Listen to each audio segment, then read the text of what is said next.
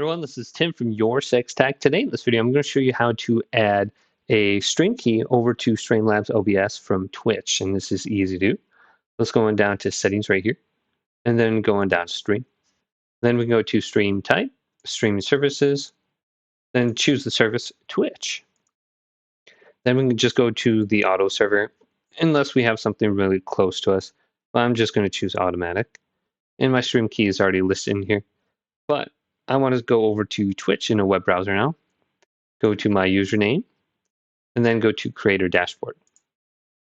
Then on the left side here, we want to locate Settings. Then go to Stream.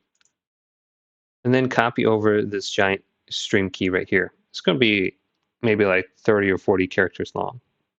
So once we copy that over, we can go back to Streamlabs OBS on the bottom.